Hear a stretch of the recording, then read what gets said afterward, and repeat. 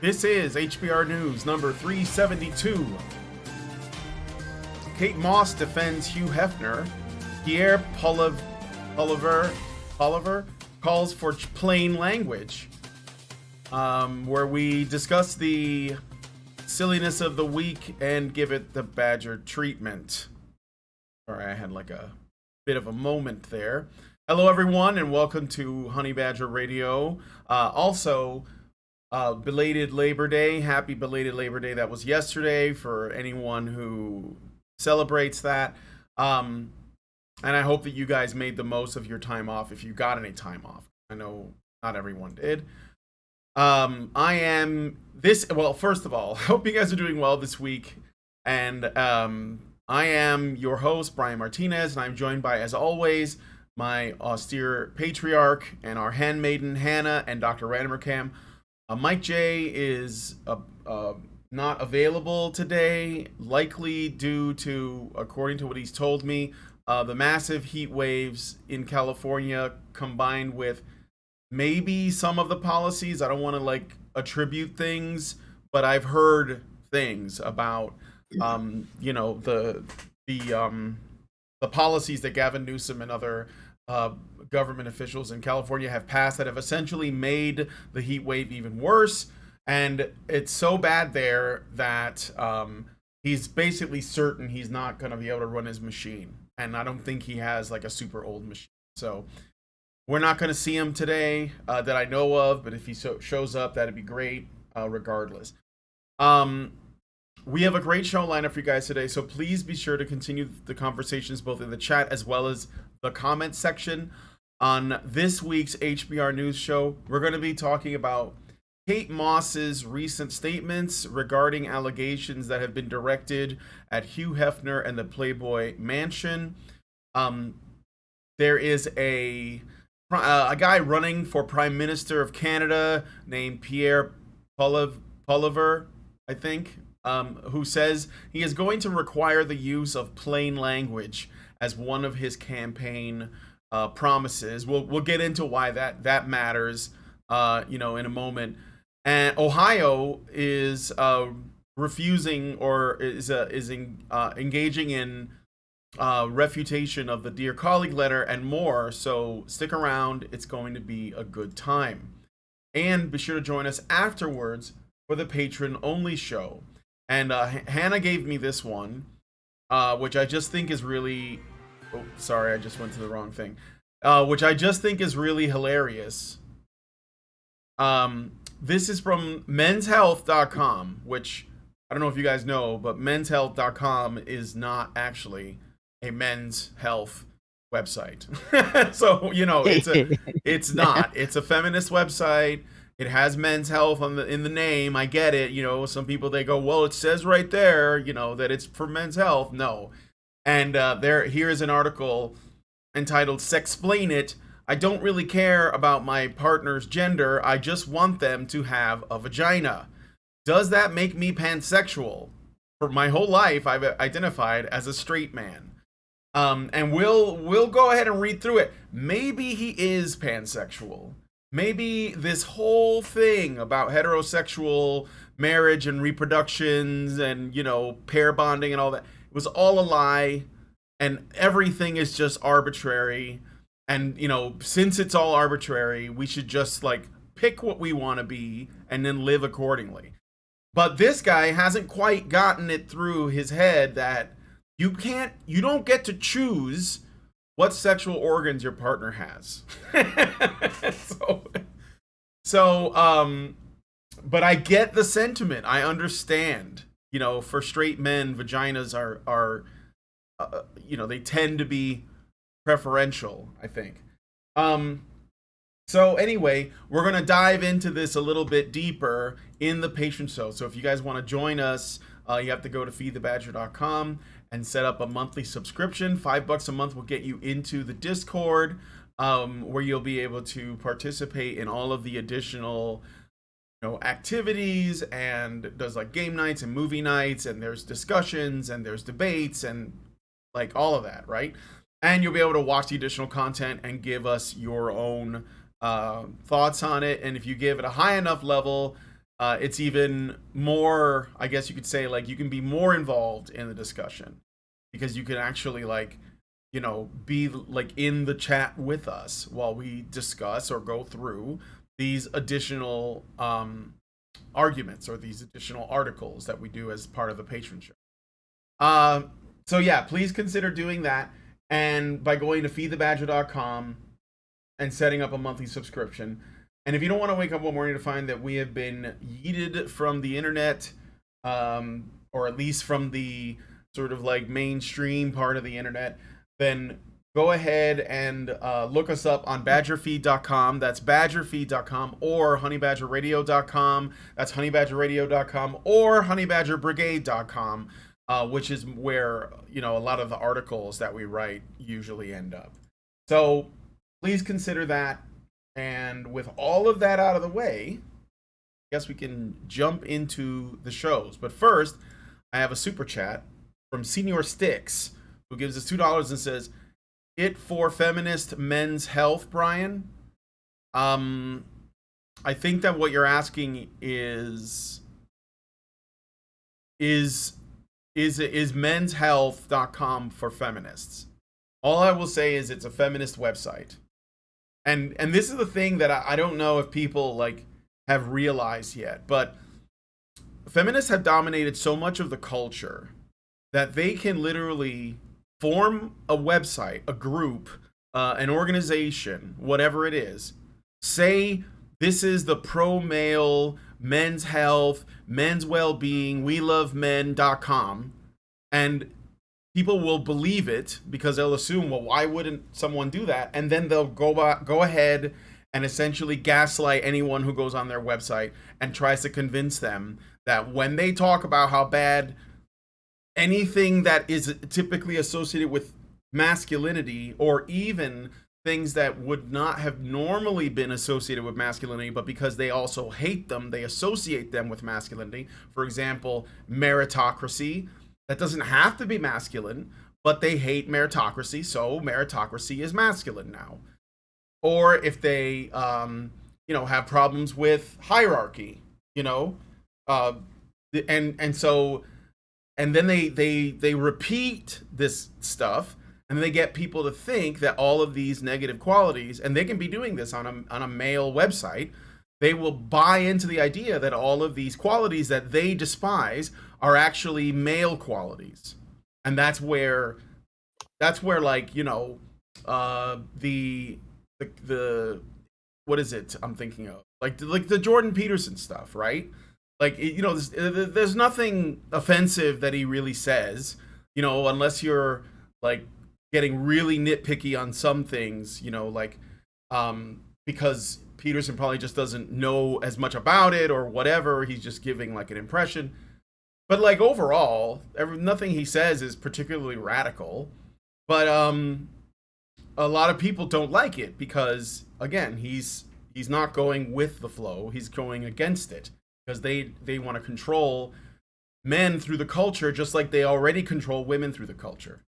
So I think it's not always even outright hate. Sometimes it's just callous and unself-aware disregard. It's like people who capture butterflies and then impale them on pins in a wooden box, and they go, "It's because I love butterflies. I just love examining them."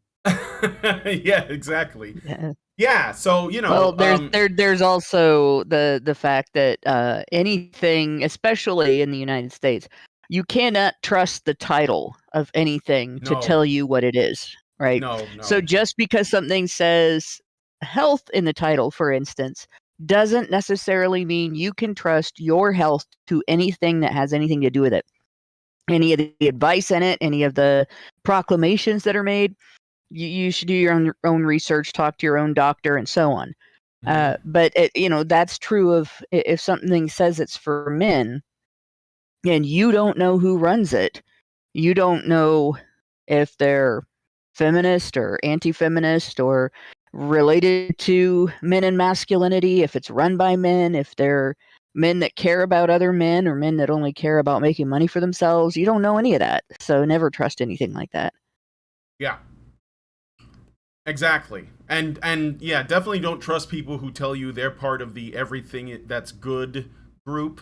That is a Yeah. massive red flag right there. No, but this is true though. It happens. Like people are like, we are the, group that supports, and then they just list off all of the most obvious things that everyone on earth agrees with, and then they act like it's unique to them.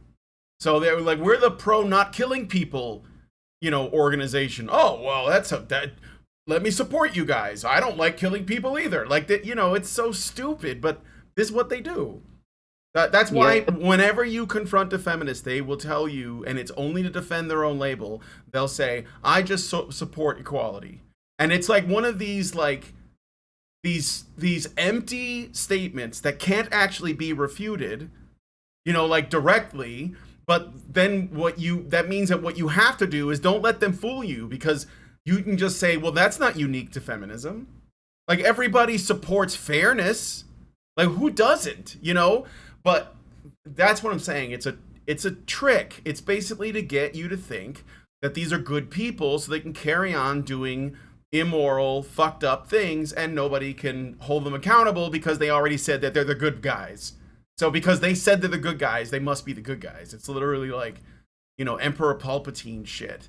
So, all right. But anyway, so thank you for that, Senior Sticks. I hope that answers your question. I mean, there's a question mark in it, so I'm going to assume it's a question. Meredith G gives us $5 and says, coin for the internet bill. Thanks for the interesting discussion. Well, we haven't even started yet. But, all right. Well, we have. We answered one very short super chat, and we got a little bit of a discussion over it. We're that good at fucking discussions, guys. We're fucking awesome. That is true. So, okay, so first story, we're going to be doing a little bit of a follow-up or catch-up on Johnny Depp. So how's Johnny Depp doing? Johnny Depp is now allowed back into the public sphere. So, it only took him like 6 years and God knows how much money.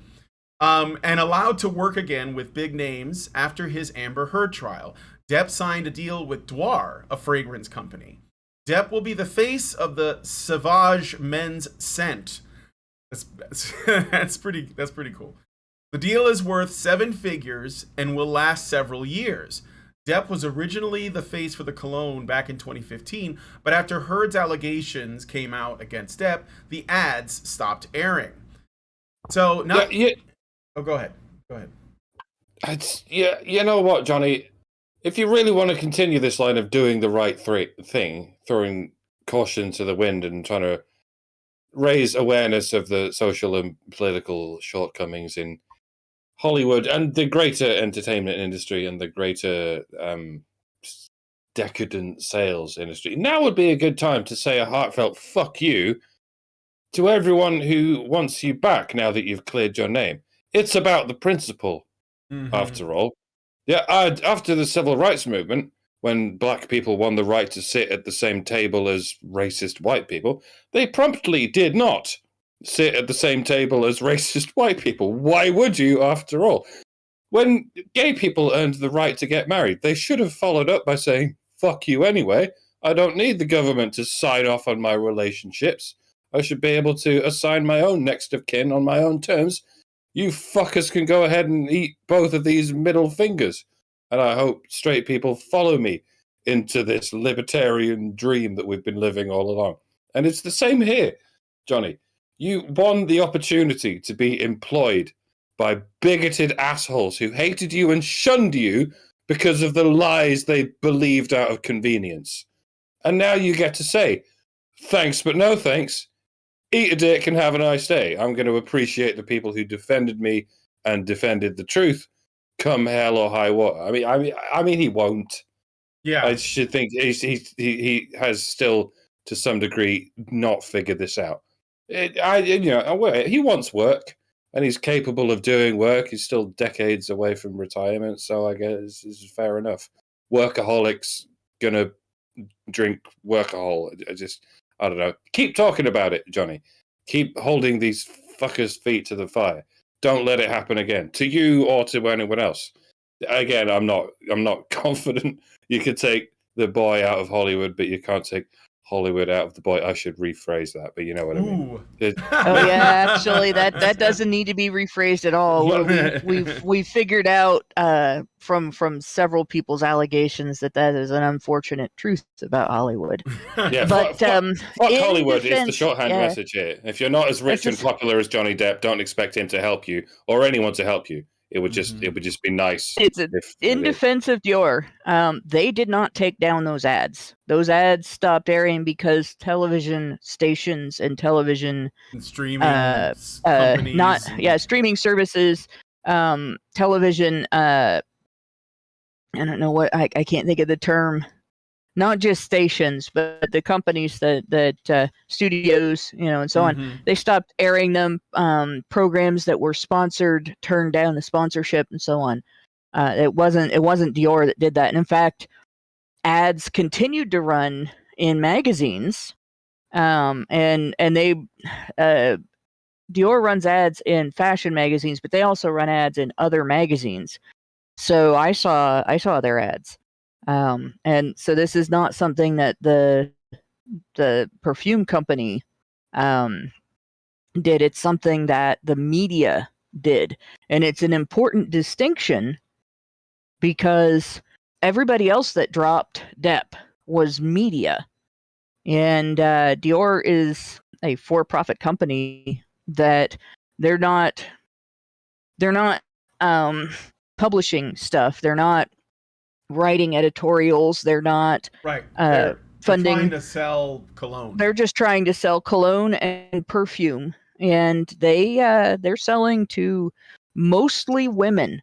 I mean, sometimes men will buy themselves cologne, but a lot of times, if a man gets cologne, it's from his girlfriend, his fiance, his wife. Even moms will buy their son's cologne, especially if they want grandchildren. Say, go ahead and get a date.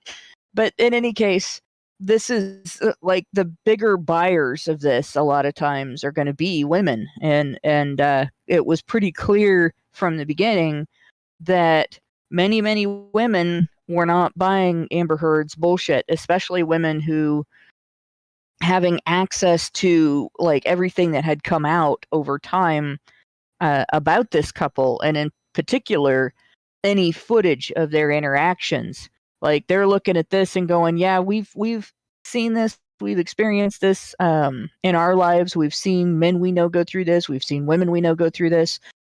This isn't him abusing her. This is her abusing him. So they knew, and it wasn't likely that a company marketing a lot of things to women and some men, but a lot of things to women was going to drop this guy, because why would they? Who buys more cologne? Not perfume, cologne. Men or women? See, I would say most scents are given as gifts unless somebody has a particular favorite scent and wears a scent a lot that they would buy for themselves. And so most perfume for women is probably bought by men, and most cologne for men is probably bought by women. Question: what is the difference between perfume and cologne? Is it just the gender? That's types of scents. That's a good question, but I do think that perfume has a different. It's like it operates within a different, range of smells. Like, it's more like, I don't know. It's like floral, whereas cologne, it's I think it's trying to be musky, if that makes sense. I think cologne is going for a more essentially, it is the gender. I think because it's like masculine smells versus feminine smells. There's an actual science to this, right? Perfume has a higher concentration of essential oils. It says cologne versus perfume, and cologne has around 20 to 30%, or perfume has around 20 to 30%, whereas cologne usually only has around 2% to 5%. So perfume is stronger. The problem with perfume is that people put it on like it's cologne, and then people like me get gassed. Yeah. Like women put on, especially perfume that has like a musk oil or a flower oil, essential oil from a flower in it, like roses. I remember a customer that used to come into the gas station where I worked, and it was such a strong scent that would hover around her. Like she was just had this cloud of it around her that was such a massive intrusion that I could feel it on my face because I was allergic to it because it had rose oil in it, and taste it. You could actually taste it, and like your heat from your body diffuses this stuff into the air around you, and it's mixed with your body chemistry. And there's a whole science to how that works and what smells good on whom. But yeah, Yeah. there are people who wear perfume like it's cologne, and you can tell. But in any case, with regard to Dior, like I said, they're advertising to people, individual people, buy this for your girlfriend, buy this for your boyfriend, buy this for yourself, buy this for somebody you love, basically. They're not going to try to promote a message with that. They're going to try to latch that onto a message that they think people are already into. And I think it's pretty difficult for anybody to argue that there's not a huge following that's into Johnny Depp, because that's pretty much been the case from the beginning of his career. Yeah, since Nightmare on Elm Street. Right. He's had a huge following from day one. Mm-hmm. But there is something interesting about this, because it might speak to how much support Johnny Depp gets, because not only because Dwar never dropped him, and they're only just picking it back up and they're just going to do more, which is kind of great, because like we said, in terms of the other companies or studios or whatever, they all abandoned him and they're not going to go crawling back. And I don't think that he should take the job if they do anyways. I mean, I don't even, like, for one, Pirates of the Caribbean as a franchise is dead. Like, no, like, I guess my rant was mainly aimed at Disney. Yeah. So, like, and I agree with you. He shouldn't go back to them at all. They're awful. But they probably wouldn't do it just on principle themselves, because then they would be failing to support female victims, and Disney is like, maximum feminism right now. So it just wouldn't work. Even though all the evidence is in his favor, they don't care, because they're on the side of men bad, and that's it. And so they have to double down, because there's no going back. And Warner Brothers, it's the same thing, right? Amber Heard still has a job. Johnny Depp doesn't. How do you walk that back? You can't. I mean, they're just distracting us by saying, well, we're still looking for Ezra Miller.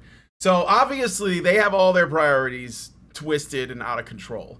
But Dwar sticking with this when it could have been a pretty unpopular move, even though Depp won his trial, because it can be difficult to know how many people either, number one, even cared what the results of the trial were going to be, and how many people that is. Number two, believe that, Depp was actually the abuser, or the side that believed that Depp was the abused party. And then there's like the mix of people that thought they were both abusive, but we just happen to only have evidence, in favor of Johnny Depp. And that, I think that for any brand, that's actually pretty risky, because you don't know what people are thinking. And the fact that they kind of, even if they didn't make a lot of noise about it, they didn't have to go out and give their opinion on the trial, they didn't do any of that, but they didn't fire him or, break his contract or whatever. I think that does say something. And then plus, I believe that this cologne sold really well, even during the trial. So and that's kind of why I asked, like, are women more likely to buy cologne, or are men more likely? I think it might be women that are more likely to buy both, because I wouldn't buy perfume for anyone, because I don't know what they like. And if I buy some perfume that they don't like, then I'm just throwing money away. So in general, I let women decide, like, if they're even going to wear perfume, I let them decide what it is, because I don't know how to pick it. I don't know what are there rules? No, it's all very subjective. So I think that what scent is good for a person is a very personal thing. But there are some circles, I guess you could say, class wise, financial class wise, where it's actually all about the brand. it's partly about the brand and about how much it costs. So a lot of women, like if you can afford to buy yourself anything you want, and you're not relying on a guy to buy you things, then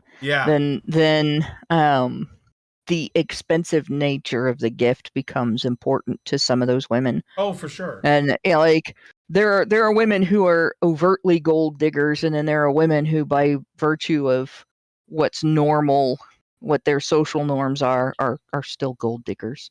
Yeah, I mean, like because we buy them these things to show them how we would like to treat them. So if it says enough about that, then they'll take it. But the thing about this, the Dwar, I think it's actually, they could have dropped them, but they didn't, and then it actually sold well. So I wonder if it's women that are buying it, then they might have been doing it to support him, which sounds like it makes sense because because of who Johnny Depp is, he was naturally going to get more support from women than if he was a nobody that had been through the same thing. And then like the other interesting part is that they are continuing to do this even after, and the name Savage, it's like it makes me think of like when people say savage online, and so you get like this sense that I don't know, there's something funny about the name of the cologne that he's still representing and how it relates to all that's happened. Cologne itself is named after a German city, so really we should be calling it Freedom Perfume instead.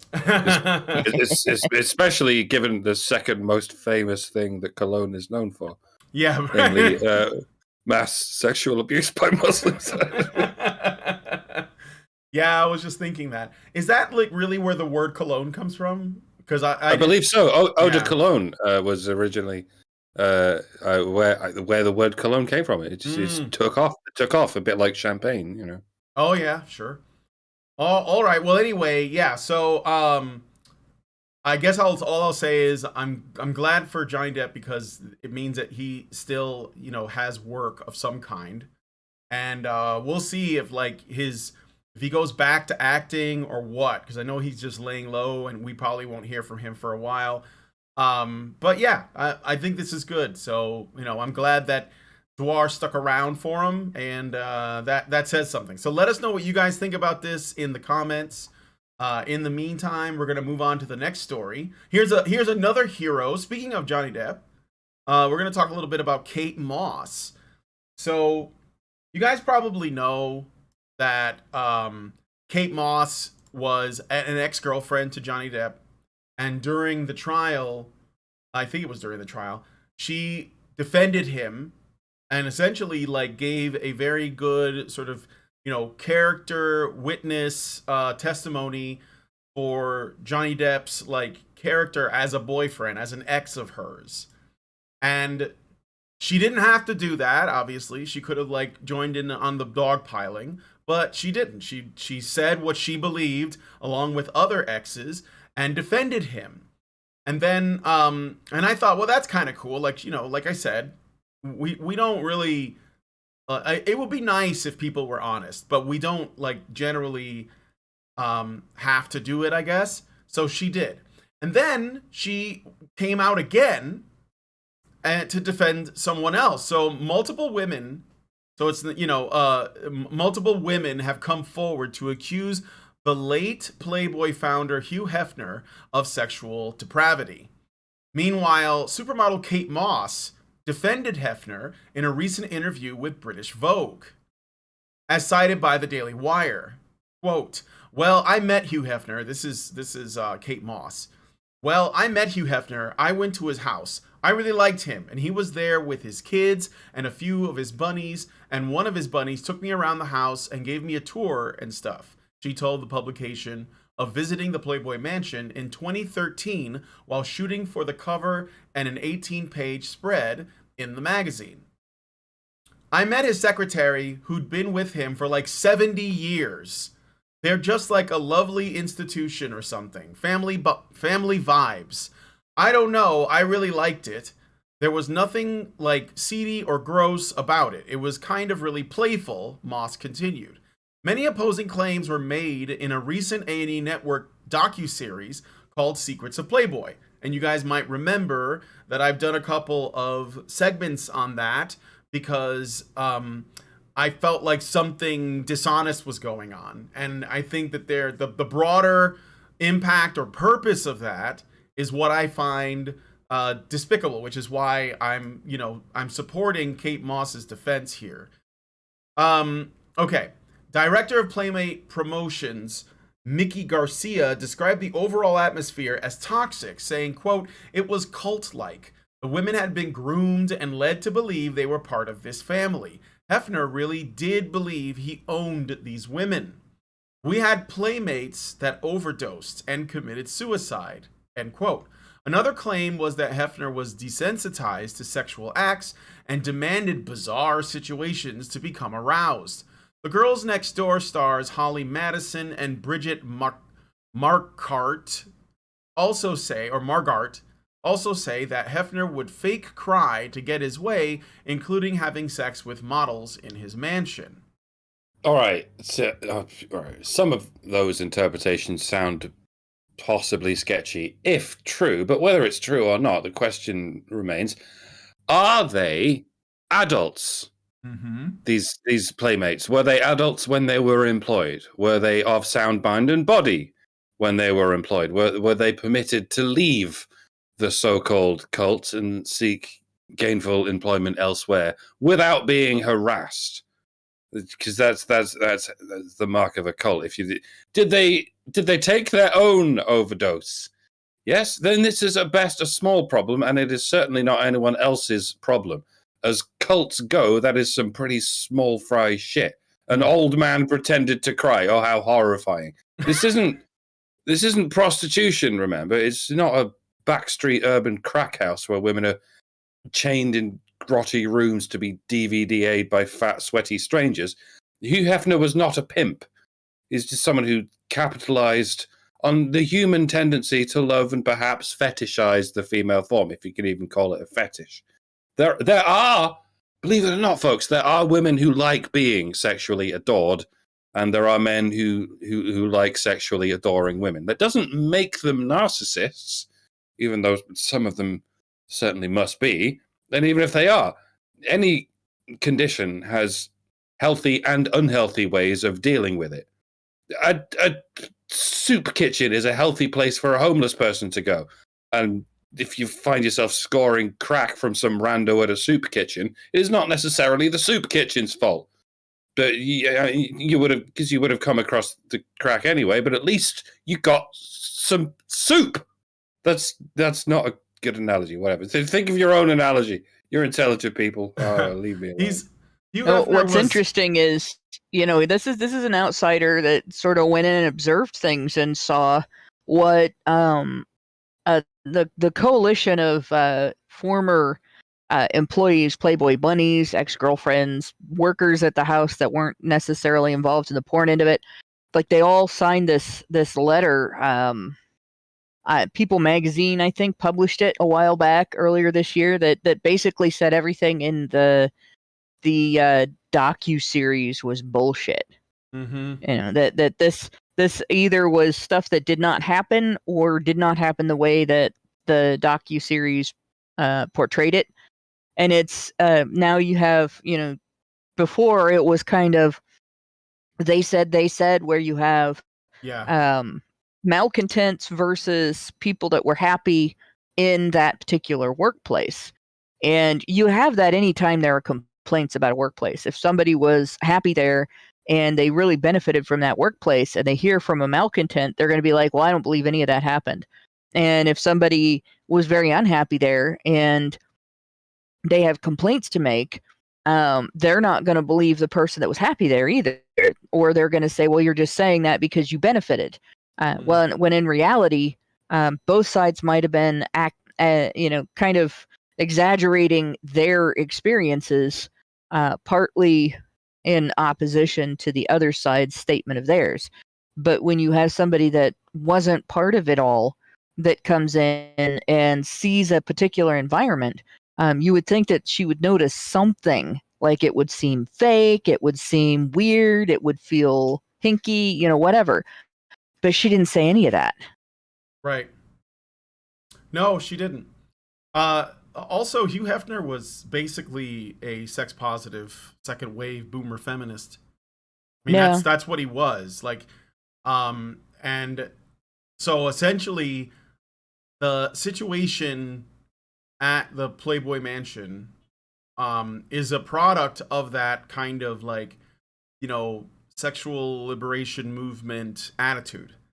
And of course now they're going to try and make him out to be monstrous because number one, he's not around to defend himself anymore, but also they can benefit. So I know that there's a lot of Playboy bunnies that are making former bunnies that are making allegations who are way past their prime and they're writing books and they want to sell their books.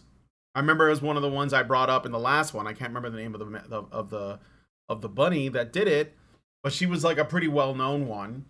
And like all of this is to essentially garner some sympathy, put them on in the spotlight because we're talking about the Playboy Mansion and and most people probably had a pretty low opinion of Hefner to begin with because here's this guy, like there's jealous men who wish that they were him, and so they're just gonna like they're gonna latch on to anything that makes him look like he was hurting women. And then there are jealous women who never got to stay at the mansion or never got their own centerfold or whatever, and they're like living with him and they're angry. And so like they may not like be losing sleep over it, but if they learn that there's a rumor that this guy, did terrible things to women, nobody's gonna challenge that. They're just gonna be like, oh yeah, that makes sense. He was a piece of shit anyways. And so what that does is it sort of like it erodes away more at our ability to see men as not predatory, because now even though probably, I mean, we don't know for sure because again nobody knows everything about it, but like it was likely not a predatory environment because I don't think it would have lasted that long, and women wanted to be there, and many of them didn't have like the women didn't have like a bunch of crazy life skills. They weren't secretly engineers or mathematicians or philosophers. They were women who were known for being attractive, and and they would model themselves partially naked, fully naked, and that was like their whole thing. And so it was like they knew what they were and they basically just took advantage of it, so there's nothing wrong with that. I mean, if that's what you are, but it erodes that. So now we basically just can't see men as participating in a consensual situation because there's so little sympathy for men, and this only adds to that. And on top of that, we can't see women as agents because they all chose to live there. They all chose to be photographed. They all chose to be models. As far as we know, nobody was forced to do anything. And so now we're being gaslit and told that some of them, if not many of them, were in fact coerced or forced or otherwise manipulated into doing this. And so what does that do? Is it essentially reinforces the primary feminist narrative that even though Hefner was a feminist, they don't care because he's no longer useful. So we're going to say he's a rapist, throw him under the bus. I mean, that's what they want to say. They can't, but that's really what they want to say. So, something to understand about Playboy models and other pornographic models, nude models, even artistic nude models. It isn't necessarily that that's all they can do. There's a lot of women who have degrees that do this, or who do this while they're earning their degrees. Some of them have earned masters and doctorates, and gone on to do other careers and everything. The thing is that it's lucrative. If you have what it takes to do it, it's lucrative. It's that for some women, this is a way to earn money that isn't available to all women. Not all women are suited for this, and it's a way to earn money quickly and fairly easily. It's not that modeling's not exactly the cakewalk that everybody says it is. There's a lot of discipline involved, but it is, in comparison to, say, welding. Like, I was suited for modeling. I don't think I would ever have been suited for welding. Like, I don't do well with that level of heat. I could do with modeling lights, but I couldn't do with heat from something like that. Even being in an overheated kitchen was too much. I actually had a heat sickness injury from being in an overheated kitchen. So, like, the comparison is, you'd rather do this than, say, flip burgers at McDonald's or work in a kitchen that actually gets really overheated. Yeah. And you'd rather do this than, say, work collecting trash or doing one of the other dangerous jobs that men do more than women to keep society going. And the reason that this is such a hated thing isn't because it's easy money for some women. It's because men enjoy the product. Yeah. The product being the prints, the video, the centerfolds, whatever. Centerfolds, whatever. Men enjoy the product. This is just like any other service that you can provide that incorporates entertainment and feeding an interest, like fast food.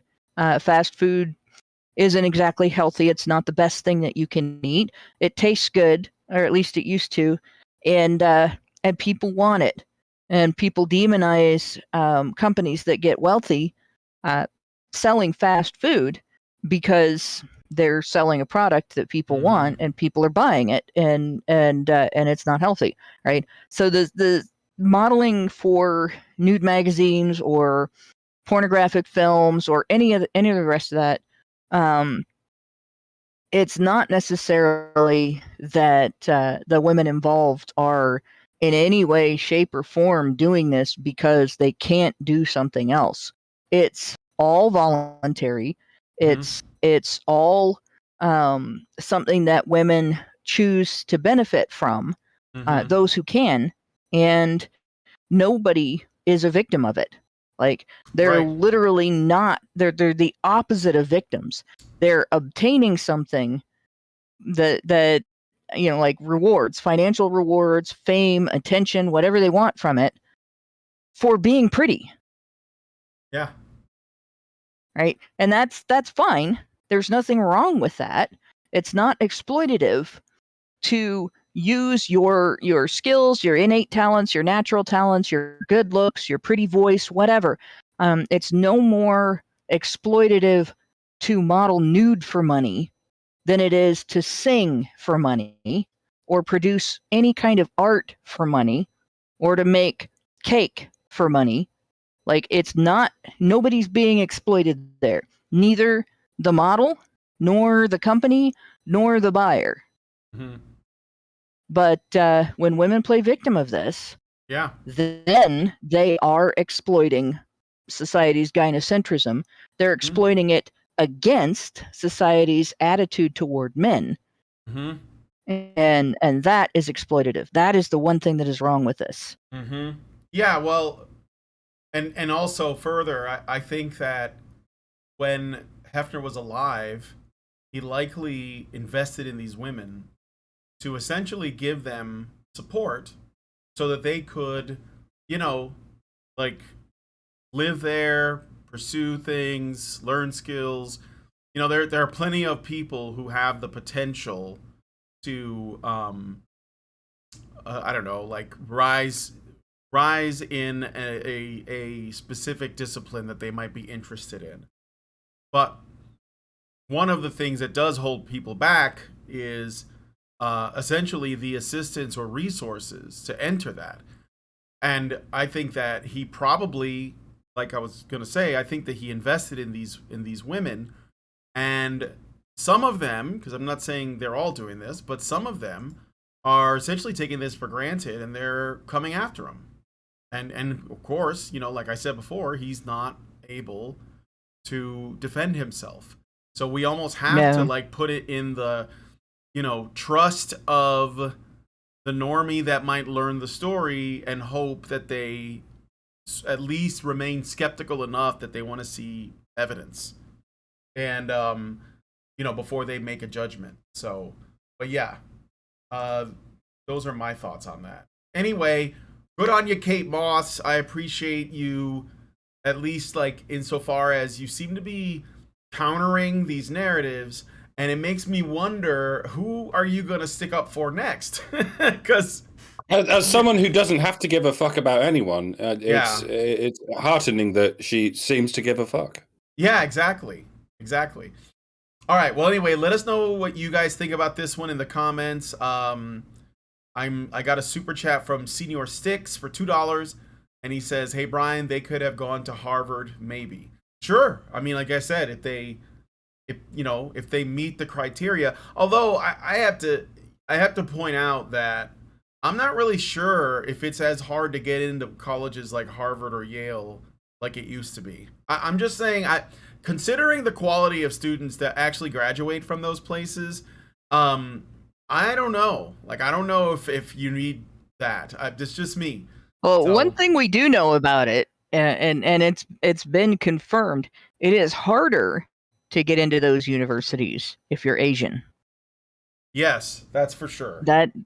That's been confirmed. So just depending on the model, we may say, well, yeah, that's not very impressive. But if they're Asian, that's a different story. And some people, believe it or not, some people can be highly intelligent and also have a massive sex drive. Some women are highly intelligent, easily intelligent enough to get into Harvard. And there's many stories of this, of women who had prestigious places in universities but ended up going into porn anyway, because they have the intelligence to kind of weigh up their options and go, well, I have this sex drive, and it turns out I can have quite a lucrative career in pornography. And when I weigh this all up together, I think I would enjoy myself more by getting railed every day by 12-inch dicks and making shitloads of money. So I'm going to do that. It's an intelligent thing to do when you think about it. It's a pretty logical conclusion, right? Yeah. All right. Thank you for that super chat. And maybe I should check and see if there are super chats, because bad about doing that. And I just want to make sure I'm not missing anything. And yes, I do have super chats. So some of these are from a few days ago, but I got to read them anyways. Boogo the Cat gives us $50. It includes no message, but thank you, Boogo the Cat. Caddy gives us $5 and says, "Just saw your video about abused men and thought I would send a story. I'm from Northeast PA, which is Pennsylvania, and your video reminded me of a friend of mine that was killed by his jealous girlfriend. His name was Big Mike. He was a huge 6'5", almost 300-pound biker. She killed him because she thought she smelled sex on him when he came home, shot him 4 times. His 10-month-old son was sleeping in the next room. His murder was on the show Snapped, season 29, episode 10. Wow. Every time I drive by his motorcycle club, Iron Wings, that's badass, I'm reminded of him. I met Mike when I was in high school through my friend's dad, and 2 years later, he was shot dead." Wow. That's crazy. Thanks, Caddy, for super chow. I don't know if you're going to see our response, but I hope that you do. Jonathan Doman gives us $20 and says, "Sorry, I have not been," and this was on the 3rd, so day before, it was like Sunday. "Sorry, I've not been donating lately. Medical expenses are kind of high right now, but I still love y'all." Thank you, Jonathan Doman. And then Amasang today gives us $5 and says, "Isn't Cologne a region in Europe? Maybe it's like Champagne, only coming from Champagne." Well, I thought that champagne is basically bubbly, but it has to be from France. So it's sort of like in Italy they call it Spumante. Because it has to be made from grapes that were grown in the Champagne region. Just like sweet onions can grow anywhere and be called sweet onions, but if you buy Vidalia onions, they have to grow in the Vidalia region. Okay, well, thank you for those super chows and that super chat. We're now going to move on to the next story. Like I said, leave us a comment so that just leave us a comment so you can tell us what your thoughts are on the story we've just done. Next, okay, conservative leadership candidate forerunner Pierre Poilievre, I don't know, is distinguishing himself. He's pictured here, by the way, by arguing for plain language in Canadian government. As cited by the National Post, Poilievre said, "The Plain Language Act will make government writing and thinking simpler and clearer. The new rule will be that everything should be made as simple as possible, but not simpler." He added that overly complex bureaucratic wording is not only hurting Canadians, but businesses as they spend hours trying to navigate government regulations. And then I think that he goes on to say, quote, "In adopting the Plain Language Act, Canada would follow the steps of the United States, which in 2010 passed the Plain Writing Act that requires federal agencies to use clear government communication that the public can understand and use. The new Conservative leader will be announced on September the 10th." Yeah. So it's basically at the end of the week. It didn't work, though. It didn't work in the States. It didn't work in any country. I mean, I get the idea. On the surface, it sounds like a good idea, but this is like telling politicians not to lie. Yeah, right. If that was a feasible option, it would have been implemented centuries ago, but clearly it's not a feasible option. You can say, hey, don't bamboozle us with all these postmodern dumps of word salad that you always use. And politicians will just take a deep breath and go, I agree. What we need to do as a people is, and always has been, what we as a nation moving forward should strive to be vigilant towards and never falter in our belief and our strength, to take strides in improving and in evaluating what is best for us and all peoples in our resolve to create a better world and a just world in which we all, together, as a unified force for good and peace in the world, can take the important steps. You get the idea. Notice how I sounded like almost every politician just then. You could stop them at that point and go, yo, dickhead, you're doing it right now. I compel you. Yeah, it doesn't change anything. I compel you. And they'll just go, I assure you that this and other things are never to the best of our ability, and in the stringent pursuit of justice and fairness shall never be taken upon wrongfully individuated in light of the most crucial considerations of our country and the virtues in which it stands. Wheresoever truth and freedom can and will prevail, will be ever present in our spirit and our noble impetus to guarantee it, and they'll just keep doing it. Mm-hmm. Like I said, it's like telling them not to lie. They'll just go, I never lie. But look, here's where you lied, dickhead. Here, there, and everywhere. No, I didn't lie. I was following the science. And the science changed. That's all. Yes, dickhead. And calling it the science, as though it's the only possible truth, is lying in light of the existence of the fact that it was false. No, it isn't. It was true at the time. And it's impossible.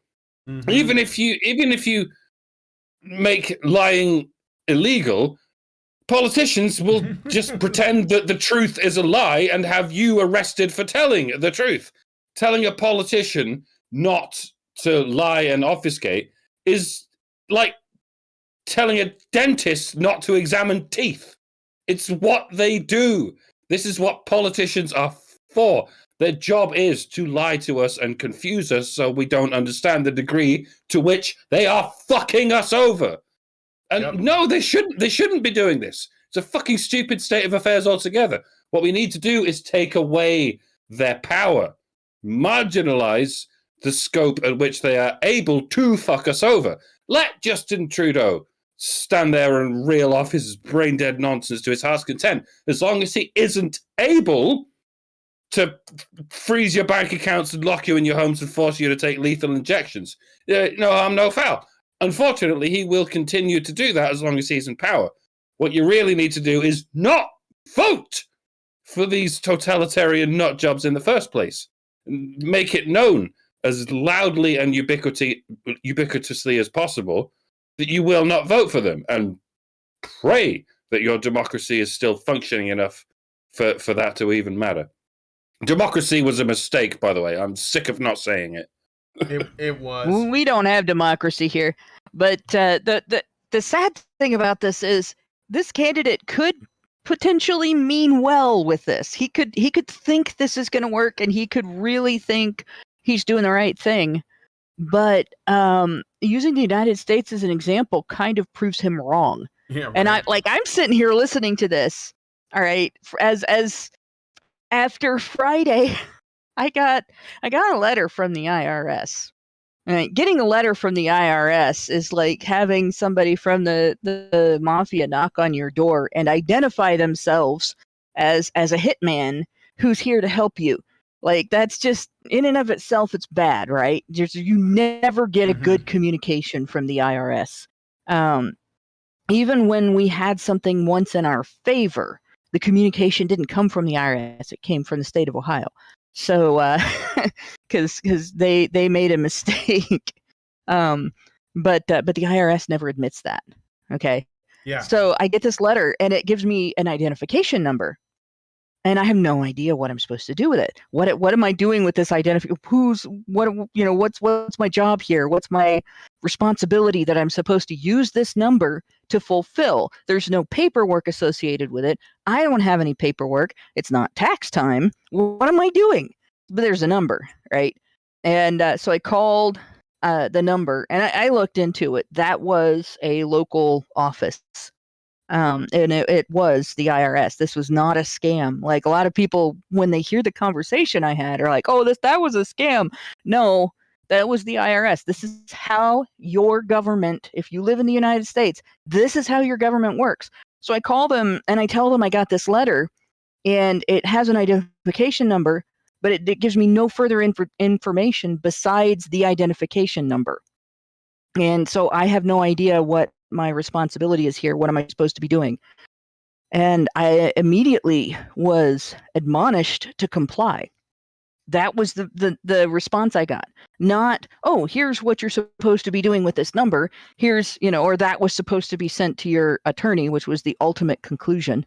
It wasn't sent to the right place. But yeah, comply or else. And well, okay, I'm happy to comply. I have every intention of complying, but what am I complying with? What's the order with which I am complying? And then I got told that compliance is mandatory. The order is that compliance is mandatory. And this continued, right? I never got an answer regarding this letter as to what the actual use for this number is. What is the requirement that I was to use the number to they could not tell me. And I talked for a couple of hours. I was on hold for part of that time. I went to a supervisor. The supervisor had exactly the same conversation with me that the original individual. At no point, all of it was in simple language. Comply is a 2-syllable word. Its meaning is very clear. Everybody knows what it means, right? Unless you're, kindergartner, you might not know what compliance is. But at no point could anybody tell me what that number was for, or what the actual fuck I was supposed to be doing with it. And finally, I said, "All right, I really am confused now.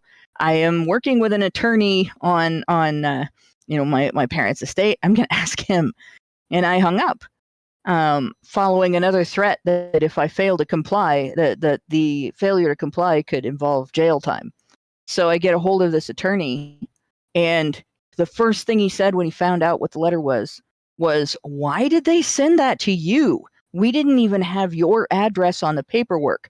So not only did they send it to the wrong place, but they did work in order to find out the wrong place to send it to. And that's how the United States government has responded to being required to use clear communication that the public can understand and use. Well, I mean, yeah, I think, yeah. I was just gonna say, I do think the intent is good, because I think what he wants to do is essentially like make, you know, whatever the government does and any announcements they make or declarations easy for citizens to understand so that, you know, they aren't like, I don't know, like bombarded with postmodern gobbledygook, so that they can like get away with shit that, you know, they normally wouldn't have gotten away with. But I don't think that it's like, it's not even a band-aid, especially in Canada. Right. You know, what Canada needs is something, dare I say, a lot more revolutionary than this. And I so, you know, yeah, like, but I'm with, it's like pin it's like on he a doesn't, gaping wound. yeah, it's like he doesn't know how bad things are. And that's kind of like the worst part, is it seems like he's a bit out of touch. Maybe this is just one thing and he's got other things planned, but this is the thing that, you know, the National Post decided to focus on. But yeah, I don't know. It seems, like I said, a little naive. So, all right. Let us know what you guys think about this one in the comments. We got 2 more to go, and they get better. So this one, we're you know, just let us know, like I said, what you think in the comment section. So now, new pro-free speech laws have come into effect in Ohio, and 2 universities have had to update their policies accordingly. Ohio State University and Ohio University have both reaffirmed their commitments to freedom of speech and have set up a submission form where students and staff can report violations of their speech while on campus. Ohio University's policy has been updated to include, quote, no employee of Ohio University may suppress, restrict, limit, or otherwise hinder the constitutional right to free speech of a student group, or faculty member, end quote. Ohio State University's policy also includes specific examples, such as, quote, a penalty imposed on a student's grade for an assignment or coursework on account of the student's viewpoint rather than academic quality, end quote. Ohio State Senator and sponsor of the new Ohio law, Jerry Serino, is glad the schools are updating their policies and states, quote, I'm delighted that universities are following the intent of the legislature of Ohio and also protecting the free speech rights of both students and faculty. So, go ahead. Okay, so what's the catch? There's always a catch. Let's not pretend that universities aren't all being run by communist hypocrites who only make rules so they can break them. I imagine the catch is something like if a feminist student tries to shut down a men's rights awareness event unsuccessfully, she can go ahead and complain to the administration that her free speech is being stifled. I'm only using those pronouns to disambiguate them from the plural. By the way, one woman's authoritarian demands will always trump the liberty of any amount of men or boys. It's university, remember, where the needs of the few outweigh the needs of the many, provided the few rank high enough on the progressive stack. I'm sorry to always have to throw a black pill into the situation, folks, but it's necessary. What's supposed to happen in theory almost never translates into what really happens in practice. Not if you let authoritarian hypocrites get their way. Never rest on your laurels, folks. Never turn your back on these bastards in the assumption that the bone you've been thrown will even get chewed on for a second before it's taken away and used to beat you around the head. You need to follow up. You need laser eyes on the prize at all times. The shitheads who run universities are just like the politicians I talked about in the last story. They'll keep lying. They'll keep obfuscating. And when they say they won't, they are lying. Again, you need to take away their power. The best way to do that in this case is just not go to university. It's all a bunch of bollocks. I sound like I'm in a bad mood, don't I? Don't worry, I'm not. I find a great deal of positivity in negativity. Try it, folks. Try it. It keeps you regular. So I went through and I read this law, and it's actually really good. A couple of things that it does. One of them is if you if you turn in a paper, for instance, in say you get forced to deal with women's studies now and all manner of coursework. So say you're in a business major and you're taking a business marketing course, you are going to run into feminist ideology in that course. There's psychology in that course, and all of the academic field of psychology is just completely peppered with feminism. So at some point, your marketing professor has you do a paper for some reason on domestic violence, and you include sources that demonstrate that domestic violence is not a gendered issue, and you state that conclusion in your paperwork, and you back it up with sound academic sources and everything. They can't penalize you because they disagree. They have to prove that you didn't do the assignment as written. And you actually now have a process where you can file a complaint, and the university has to adjudicate that complaint. And if you look at how the courts have responded to students who have objected in court to how universities have adjudicated complaints under Title IX, they're going to be held to the law.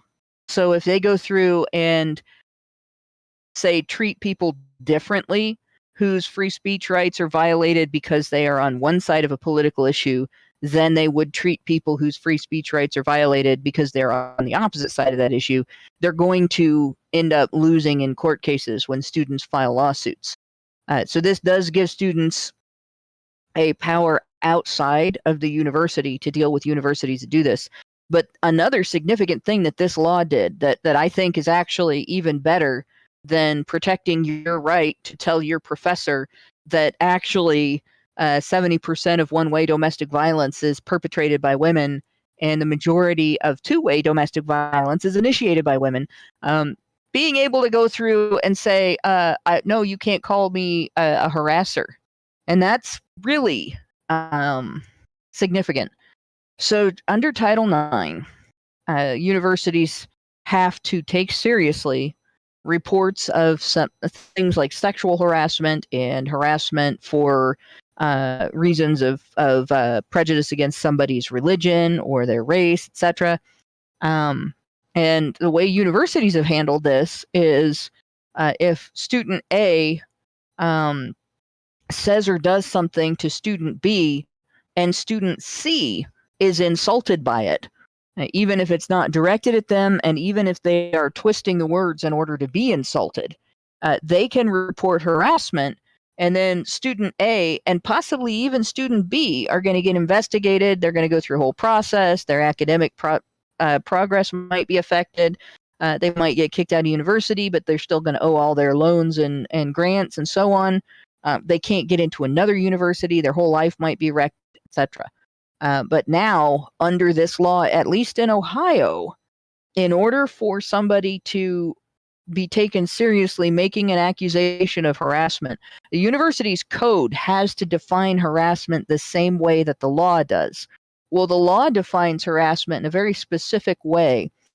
It has to be unwelcome conduct that is so severe, pervasive, and objectively offensive that it effectively denies an individual equal access to the individual's education program or activity. And then it goes on to clarify that what that means that the person with intent to or knowledge of doing so significantly hinders another person's or group's expressive activity, prevents communication of their message, prevents the transaction of business or a lawful meeting, gathering, or procession by either engaging in violent or otherwise unlawful behavior, or physically blocking or using threats of violence to prevent any person from attending, listening to, viewing, or otherwise participating in an expressive activity. So they actually have to block you from going to class, have to engage in an illegal activity like actually committing rape or actually committing real under the law harassment.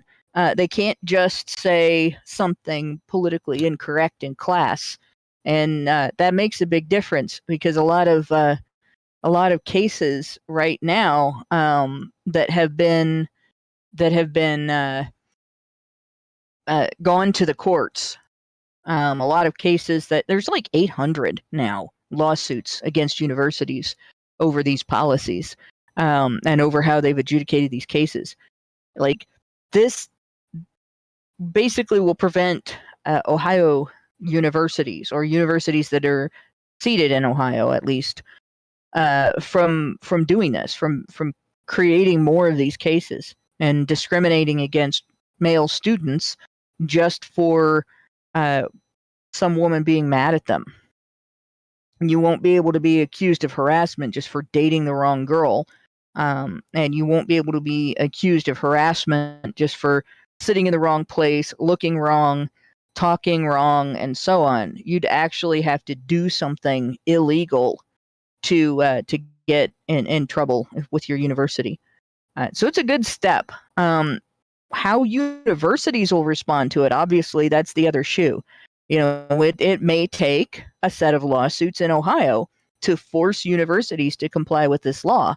And that's going to be students that are going through ordeals where they just wanted to go get a degree in their field so that they could get a job in that field. And the university's handling of some butthurt Ice Queen's, accusation took it away from them. But in the long run, this may very well change a policy in universities all over Ohio. Yeah. And I hope it catches on in other states.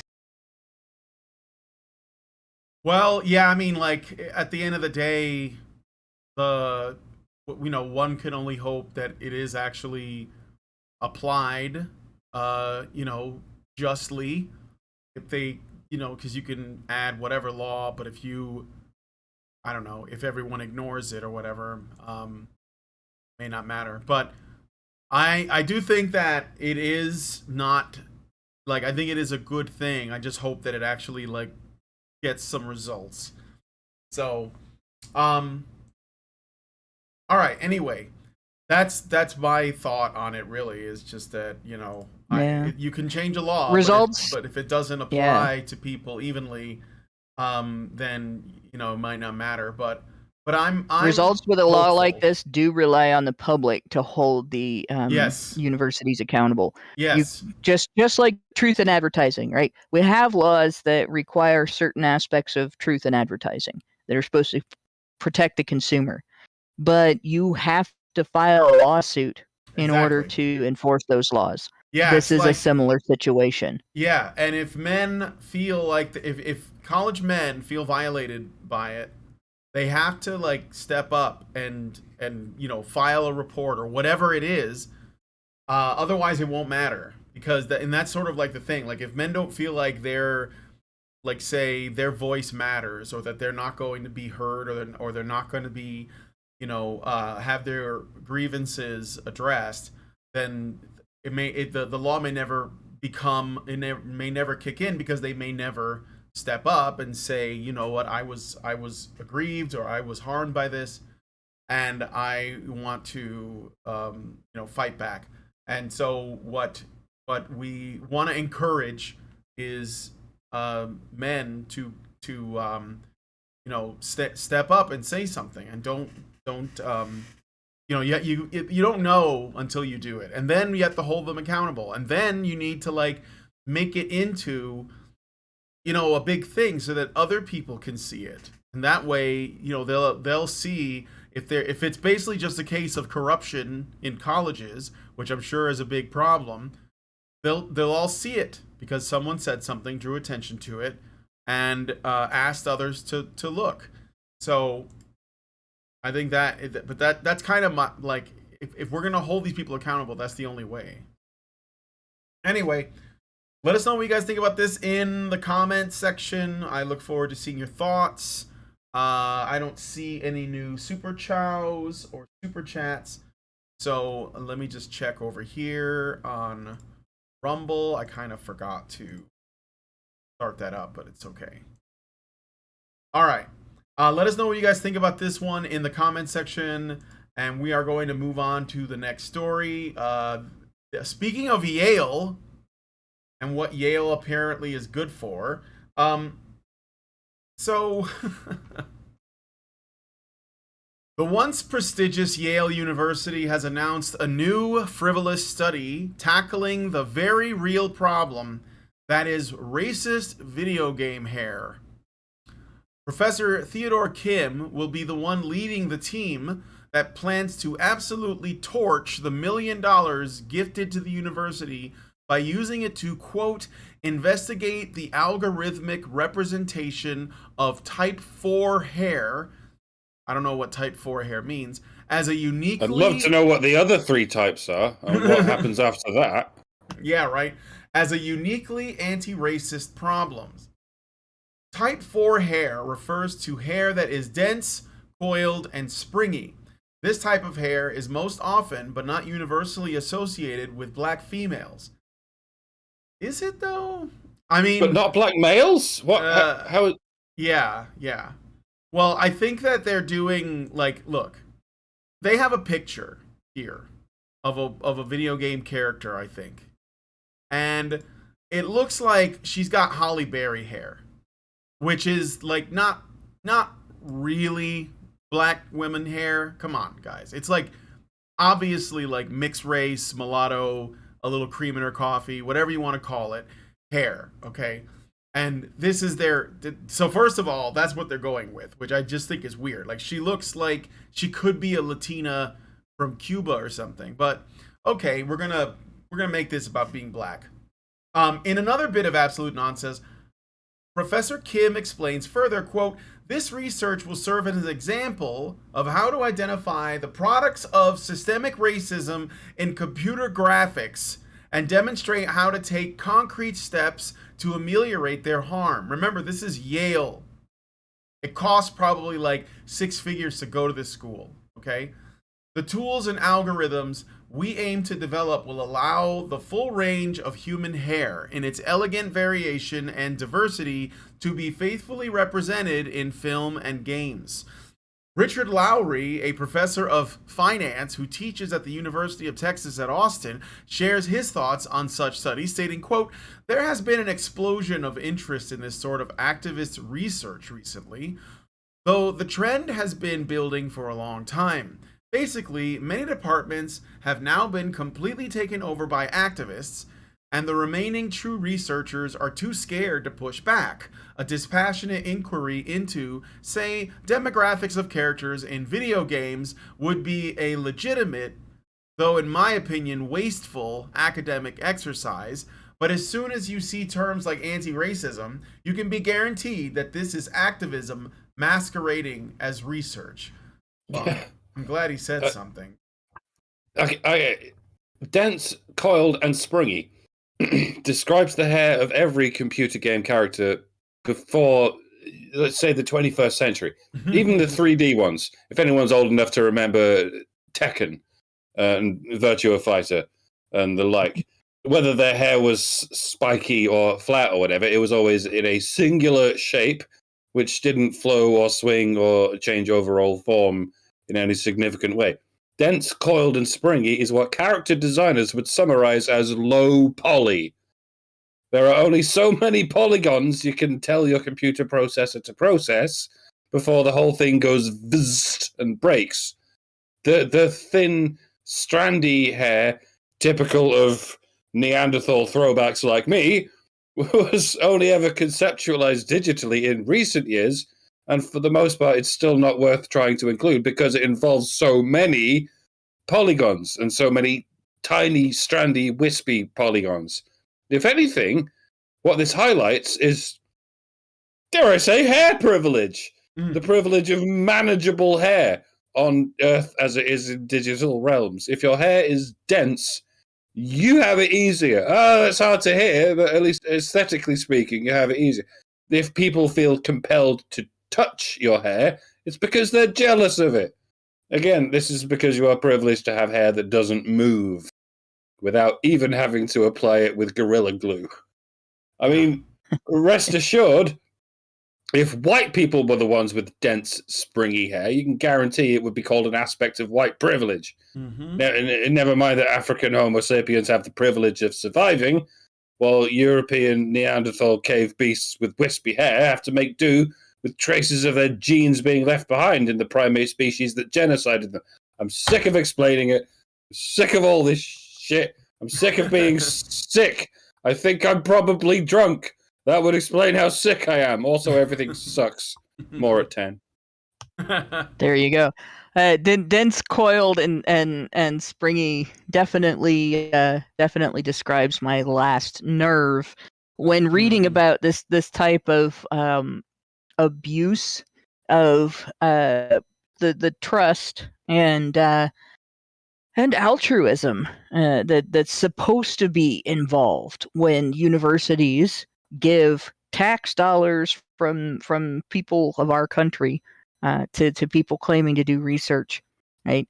Like now, if somebody was going to do research into, say, how to prevent cancer, I wouldn't feel so bad that these universities that get shitloads of money from the government and from students that they con into believing they're going to get a job with a degree in underwater basket weaving, that they can't get without a degree, by the way, and so on.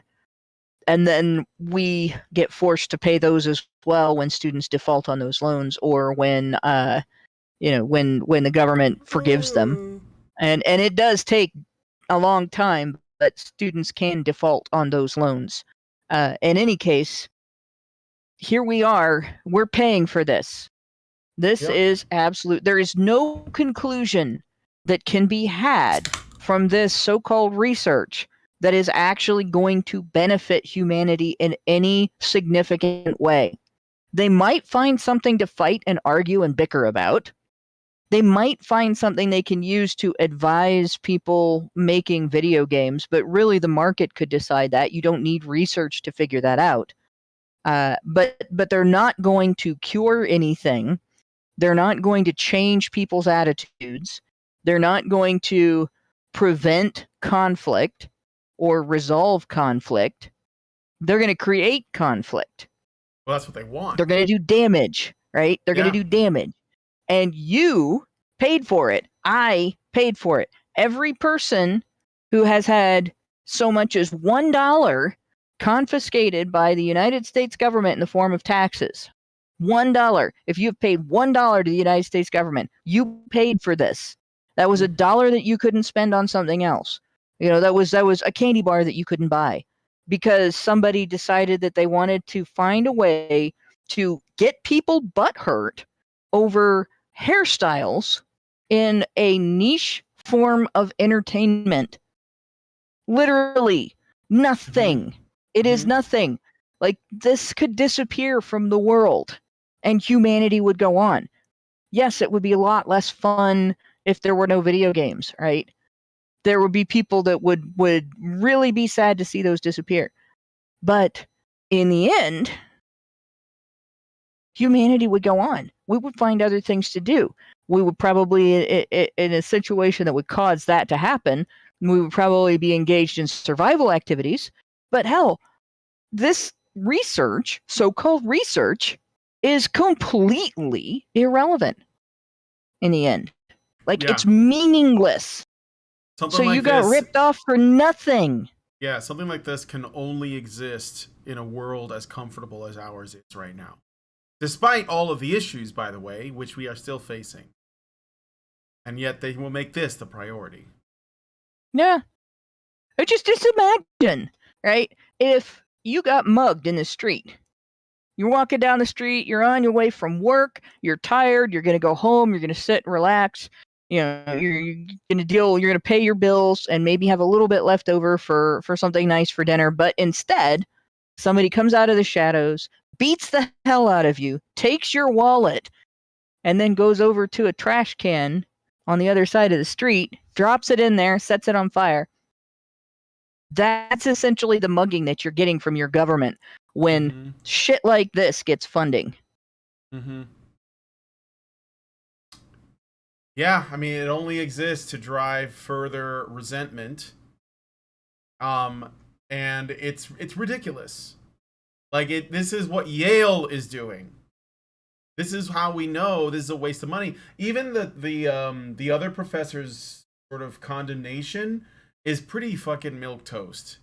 Like people are going into crazy amounts of debt, going to college, learning this crap, and I want to be honest. Like if you even if you go to university with the intention of getting an education that will only involve skills that you need, like if you say, well, I want to be an engineer, I want to go into STEM, I want to be a doctor, I want to be a lawyer, even if that is the case. So we're not talking about people who choose lesbian underwater basket weaving as their major because they don't know what they're doing, they don't know what they want, and they got swept up in the activist thing.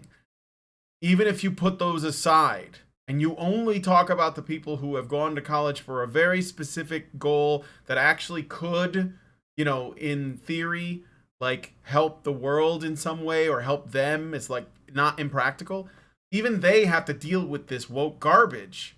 It's all over law. It's all over law theory, right? It's buried in there. So if you go into law, you're going to run into it.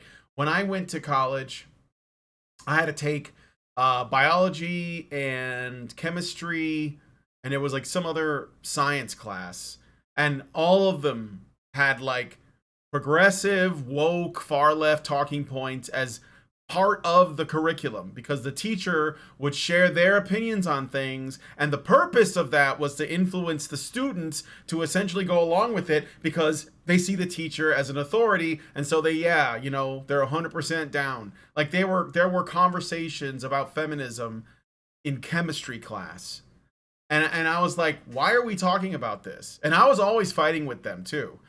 And so because I was like, no, this is not true. This is an oversimplification. And I wasn't as combative as I am now.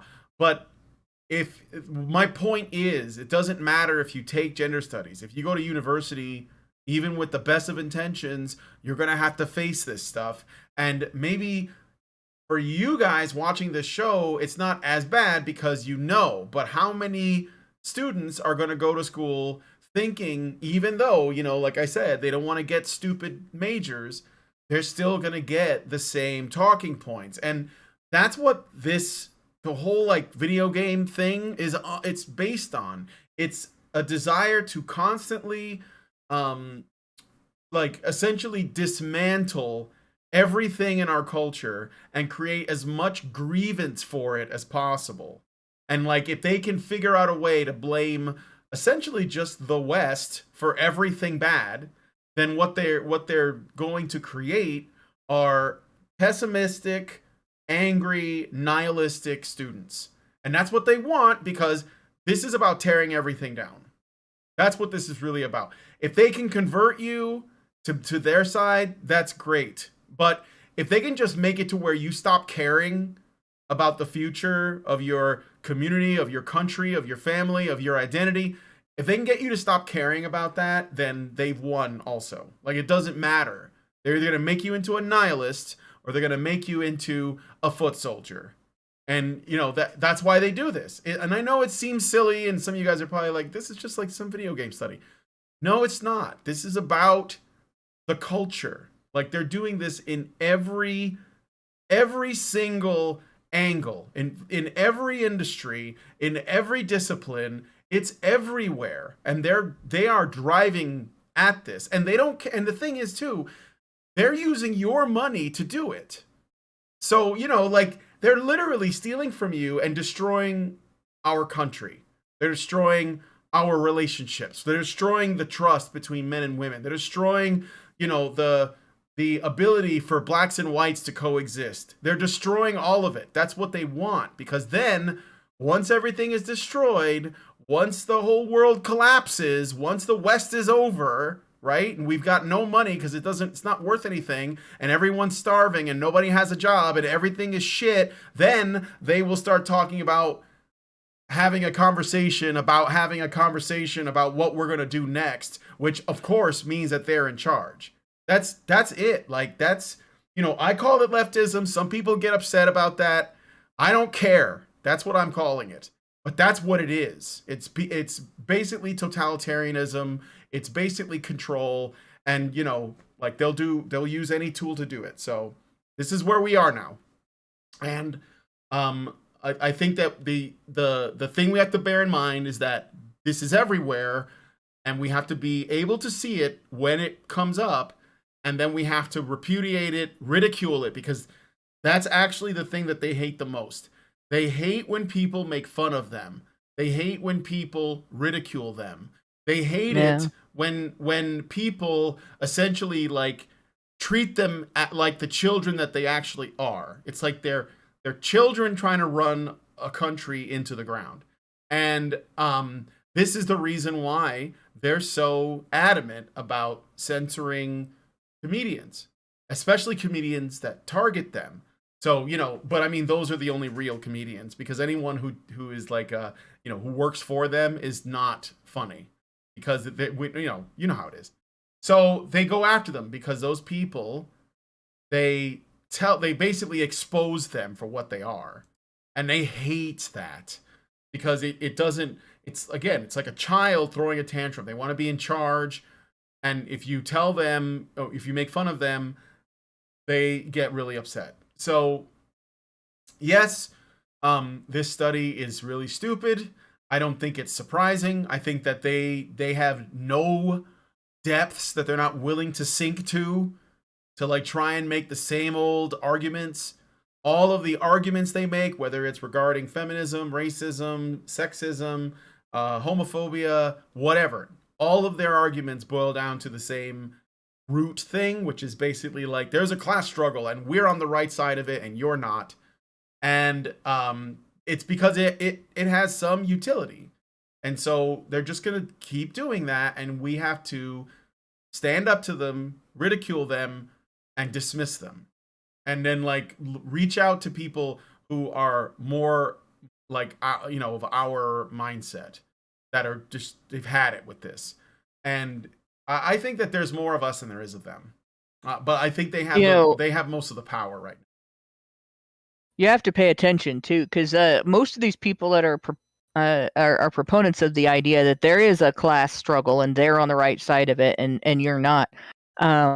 They're actually in the upper financial classes. They have money, they have power, or by virtue of being able to use government power to take your money, they can masquerade as being in the lower financial classes, but they might have more than you.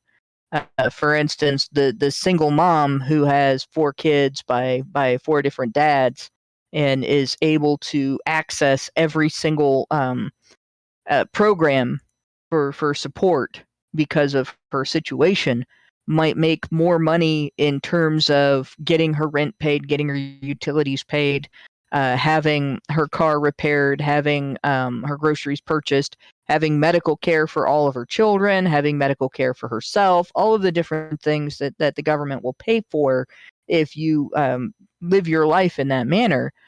She may get thousands of dollars worth of value out of that, well above your income.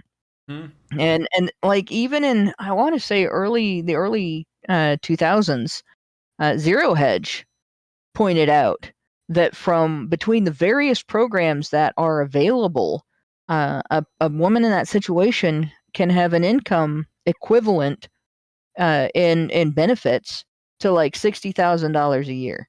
And that was back then. That was like the equivalent today of maybe $80,000, just with all the inflation. Like this is somebody that is essentially living a life with free phone and everything today. Is essentially living the life of a administrator, low-level administrator in a medical facility, a small medical facility, or a school system. Somebody who makes more than, say, a teacher, but maybe not as much as a specialized nurse, and they're not earning it. They're getting it in benefits because they screwed up over and over and over again willfully. And that's basically the class warfare in a nutshell. You have people that are trust fund babies, and you have people that have as much money as a trust fund baby. It's just not in cash. It's in benefits from the government, and they want everything that the middle class has. And if you look through the common student body in a university, the majority of them come from those two groups. People who get their university paid for by you, or people whose parents make enough money that they don't need any help going to university. Like if you are in the middle class, you're taking out shitloads of loans if you go to university or your kids go to university, and praying that their employer will pay them back. Mm-hmm. And then you get shit like this. And the university advertising for a design justice architecture professor mentioned at the end of this story, or close to the end, really blew my mind, because I'm thinking about this, right? Design justice, what the hell is that? It is changing architecture based on ideas about prejudices, not proven ideas, just ideas about prejudices. Sure. So, like, you remember that article we read? Yeah, you remember? It's been a while, but there was one we read a while back about patriarchal architecture with the idea that tall buildings represent penises, which it's silly, because if you don't have a lot of lateral space to place a building in, and it needs to house a lot of things or a lot of people, you have to build up. Right? There's not a different direction to go besides sideways or up, right? And that doesn't have anything to do with penises. It's just the effective use of the space that you have. But that was a serious article. Like, people meant that, right? So this kind of thing, this kind of shit. You go to university in 1990 or 1991. If you went for architecture, you'd get coursework in math, you'd get coursework in, maybe ergonomics, depending on what you were designing. You'd get coursework on things related to making buildings functional for the people who were going to use them, and possibly pretty for the people who were going to use them, without making them fragile or dangerous, right, in any way. And that was it. That would be your architecture degree, and you would have space within your curriculum for electives. And if you went to your advisor and said, "What electives should I take?" your advisor might say, "Well, where do you want to work? Do you want to work in this country, or do you want to work in a foreign country? Because if you want to work in a foreign country, you might want to take the language that's the dominant language in that country." Yeah. Right? Or, things like that. Do you want to own your own construction company? You might want to take some business courses. This is where your electives would go. And if you didn't have anything else, you might squander your electives on things that you were very interested in, but weren't necessarily going to serve your business. But now, if you have room for electives, they might say, well, you should take this course on design justice, so that you can do politically correct architecture, and it might actually even be part of your required classes. It's never going to benefit you. It's never going to benefit the people that you're working for. It's never going to benefit the people who are going to use your buildings, but you're going to pay for it anyway. Mm-hmm. And that's how university has changed, and that's why we're funding shit like this inquiry into hairstyles in video games. That's why you are getting mugged in the street by Uncle Sam to pay for absolutely nothing. And then somebody's going to take that absolutely nothing and beat your children with it. Yeah. Because we have this political correctness in our universities. Yep. And and there I don't know. Like I feel like it's not even worth the trouble of explaining why their study is essentially based on bullshit. And it's just like what Mike said. He basically talked about how graphical technology in the beginning wasn't able to do this, and it's only, you know, like what it can do today, and it's improved and evolved. And so, you know, back in the day, you had to make compromises. You had to, like, essentially, you know, create shortcuts to make things work. And so, you know, maybe if there was a black woman in the game, they would give her a ponytail, but it would be like a stiff brush, or they might give her an afro, basically just a sphere, you know. And it was because, like, they couldn't do much more. So now that we have the ability to some degree create like nuanced hairstyles, they want to basically say, oh, this is racist. But it's just so stupid. It's just based in they're just looking for things to complain about. Like, and they're having an argument over whether who would win between a fight between a polar bear and a saber-toothed tiger. Yeah, it's like a child's Like, conversation. this is yeah, except that this is a true story from my childhood, right? We were on our way somewhere long distance, and my brother and I had gotten into an extensive argument about this. Who would win in a fight between a polar bear and a saber-toothed tiger? It's clearly because a this polar was bear. the kind It's a ridiculous argument. Polar bears are still alive. Saber-toothed tigers died thousands of years ago.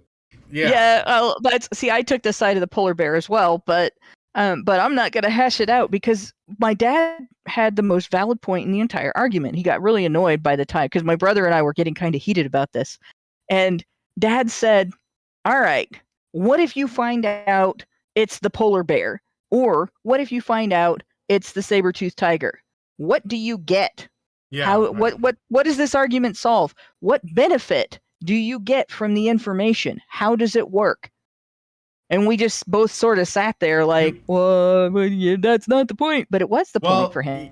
Yeah, sure. But I mean, it should be the point in research. What are we getting out of this? We're paying for it. What benefit do we get? If you're a Roman emperor trying to put on a show at the Colosseum, then it's helpful to know which mammals are going to win the fight. But we don't have that anymore. I guess all we have is the Colosseum that is the world and the fight that is the Great Race War. Yeah, right. Just a hint in the argument, polar bears were not alive at the same time as saber-toothed tigers, but there was an ancestor of the polar bear that was alive, and they were fucking huge. The short-faced bear. Humongous. Giant bears. Like, it would eat. Like, it would, comparatively, the saber-toothed tiger would be like a cat. Mm-hmm. Yeah, of course. Everything was bigger back in the day. But but in any case, the argument itself, like, there's no. So what if you figure out, that polar bear would win the fight? Okay, now what? Yeah, right. I guess you just get to feel smug about being right now, right? However long that lasts. Black hair was not properly represented in 8-bit games. Okay, now what? Like, what benefit do people get from knowing this information? Super Mario had black hair. Well, yeah, there is no benefit to knowing this information. It's just like these people just want to feel like they're better people than everybody. So they're asking the questions no one cared to ask, and that makes them better. All right, I got some exactly. So that's the question that needs to be asked every single time research is proposed, and we're looking to find out if this conclusion is true. The next question should be, okay, for what purpose? All right. So Albert Nada Retro gave us $5 Canadian, and he said, if a polar bear fought a saber-toothed tiger, the winner would be Chuck Norris. Absolutely. Yeah, of course. They so. All right. Well, anyway, thank you for the super chat. Make sure there's no super chats. Okay, so that was the last story. Let us know what you guys think about all of these in the comments. Meanwhile, we're gonna head into the patron show and discuss this article from Men's Health called "I Don't Care About My Parents or My Partner's Gender. I Just Want Them to Have a Vagina." And we're gonna find out, is this guy a bigot? Because that's kind of like what I'm thinking. He sounds like a bigot to me. Just saying. All right, so if you guys would like to join us, you have to become a badger yourself. Go to feedthebadger.com.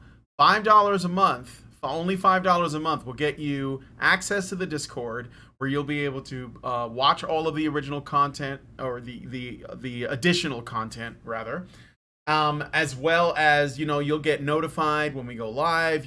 There's plenty of activities and like things going on in the Discord. There's movie nights, there's game nights, etc. And if you give it higher levels, you could even be a part of the discussion itself. So please consider joining the community by going to feedthebadger.com and setting up a monthly subscription. All right, so with all that said, I want to thank all of you guys for coming on the show. I want to thank my co-hosts for joining me. I hope Mike J is going to be okay. If you guys like this video, please hit like, subscribe if you're not already subscribed, hit the bell for notifications so you know when our streams go live, and leave us a comment. Let us know what you guys think about what we discussed on the show today. And most importantly, please share this video, because sharing is caring. Thank you guys so much for coming on today's episode of HBR News, and we will talk to you all in the next video. Men's rights activists are machines, dude. Okay? They are literal machines. They are talking point machines. They are impossible to fucking deal with, especially if you have like a couple dudes who have good memory on top of that too. Holy shit, you're fucked.